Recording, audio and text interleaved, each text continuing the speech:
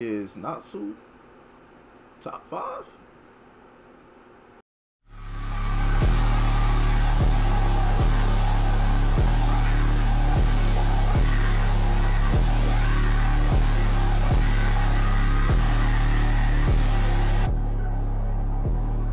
What's going on, y'all boys? It's your man MK, and look, how strong is Natsu? Dragneel. Now, I watched Fairy Tail very early on in my anime expertise, and I stopped watching like when, I don't know which is further, but these are the two things I remember. When dragons were destroying, I guess, the city he was in, the world or whatever, and they were fighting back against the dragon and shit. Or when he had to go against those two twin dragon born types, right? Those were the, like, that little tournament they had. Those are the only two things I remember out of that whole show in that part of my life. So I don't know how strong he is. He could be busted right now. Are they still making Fairy Tail? I don't know. But we're about to see how strong is Natsu on Dragneel. All I ask you guys to do is just like, comment, subscribe, share with your whole family, and I ain't gonna hold you guys no longer. Let's get right into the video, man. Dragneel. In a world full of dragons, gods, demons, and magical systems that stretch across space and time, one boy stood at the center of it all, a resurrected corpse turned demon, trained by the king of dragons and infused with the most forbidden magic in existence, a hybrid of 3 power systems in one body: dragon slayer magic, ethereous demon magic, and pure human will. Natsu isn't just a regular protagonist, he's a time traveler, a dragon's heir, a demon weapon to kill immortals, and by the end of the original Fairy Tail series, he becomes one of the most broken characters in his verse, burning through 5th-dimensional structures and overpowering gods with emotion alone. Alright, show me some. When Natsu is brought back to life by his older brother Zeref, Zeref used the dark art to revive Natsu, but in doing so, he curses himself with immortality. The revived Natsu is no longer human. He is the end. The ethereous Natsu Dragneel. I did not know he died and he was resurrected. I don't, unless I did at some point, I don't know, but I did not know that was the plot. I didn't know this was the plot. Should I rewatch Fairy Tail? Let me know. The strongest demon Zeref ever created. His entire existence is a contradiction, born to destroy the ones who created him, fueled by the same magic that corrupts the world. But even that wasn't enough. Zeref, knowing Acnologia would one day destroy the world, he sent Natsu 400 years into the future. There he would be trained by the Fire Dragon King Dragneel. But Dragneel didn't just teach him magic, he sealed himself inside Natsu, fusing his own magic into Natsu's body and mind. Natsu would one day grow up to wield Fire Dragon Slayer magic, enhanced by lightning, and even further with demonic power. By the time the series reaches its final arc, Natsu is swinging with multiple power types layered over one another. But to understand the strength of Natsu, we first have to understand the world that he lives in. The time lapse. It's described as the space between time, a void, a realm with no space and time.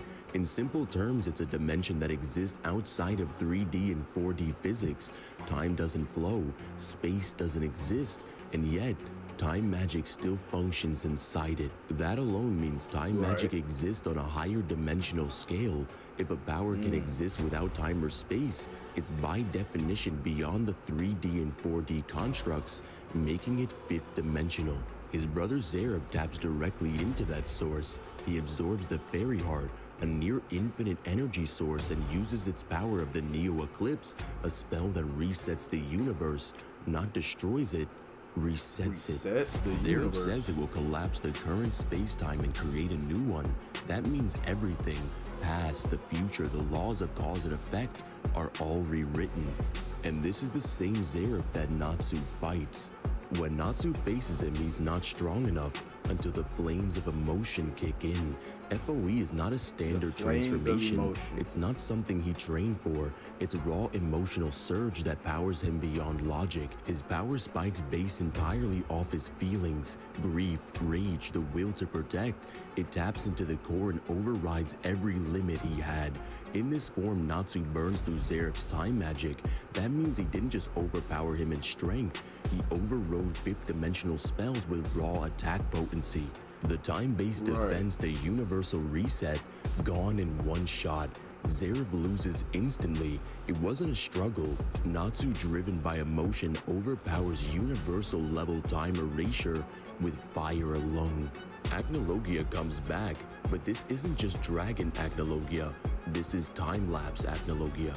He gets trapped in the very same void beyond space and time and doesn't die. He absorbs the time magic and becomes it. Now he's operating on the same fifth-dimensional plane Zeref was trying to tap into. But Acnologia isn't just using it, he fused with it.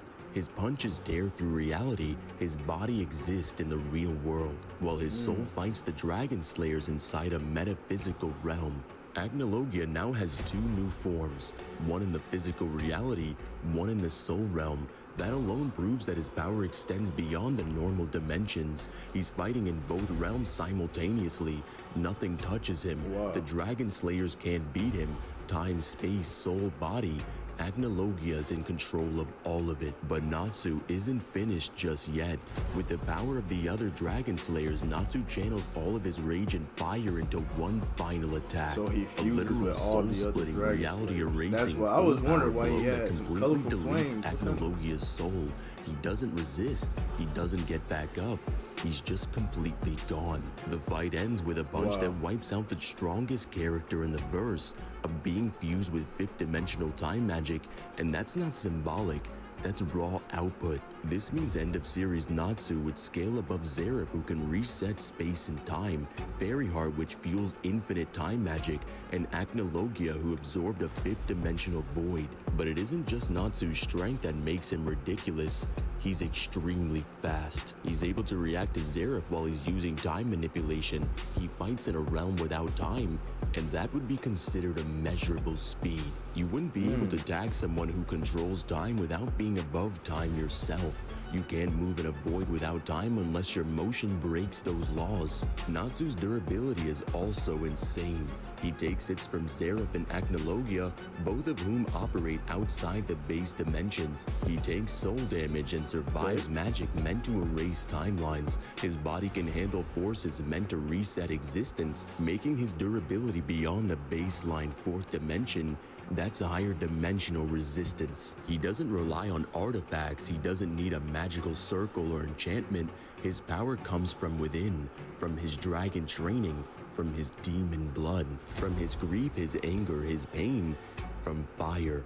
Natsu also possesses ridiculous abilities. His Fire Dragon Slayer magic grants him enhanced strength, durability, and fire-based attacks that can eat other flames and increase his power. He also has Lightning Flame mode. After eating Laxus's lightning, Natsu gains a hybrid mode that multiplies his output and speed. Etheria's Demon mode boosts all of his stats and grants access to demonic power. Flames of Emotion, a temporary form that exponentially amplifies his strength based on emotional intensity. Resistances to soul, time, and space magic due to fighting Acnologia and Zeref. And his final attack, an amplified soul-targeting fire punch that deletes Acnologia by bypassing both physical and spiritual defenses, meaning even if you are dead and your soul exists in the afterlife, you better start dodging. Natsu Dragneel at the end of the series is one of the most powerful beings in his universe. He doesn't just fight gods, he beats them. He burns through time magic itself, destroys souls, overrides fate, and he goes from a street-level fire wizard to a reality-breaking hybrid demon that closes the book on Fairy Tail's biggest threats. Overall, Natsu would scale from high universal to fifth dimensional with So we've had outerversal characters, right? So he's high dimensional, 5D, immeasurable Measurable speed. speed, and shadow. Okay. Sorry about the dog barking. I can't do nothing about that. But listen. Natsu Dragneel is 5D. Have we had other... Well, obviously the outer universal characters would, I guess, scale above 5D. I need to go back to that guy's comment I seen on my... I forgot what video it was, but he was saying there's a other channel that can break all of this down, because I remember I was getting to the point where I knew what was what and how fast is fast and this, that, the third, fifth, sixth, seventh, but kind of forgot. So I'm going to go and check out that guy's channel. But is Natsu top 5? If you guys enjoyed that video, it'll be the first link in the description box below. Make sure you like, comment, subscribe, share with your whole family and friends. And until next time, I'm out, man.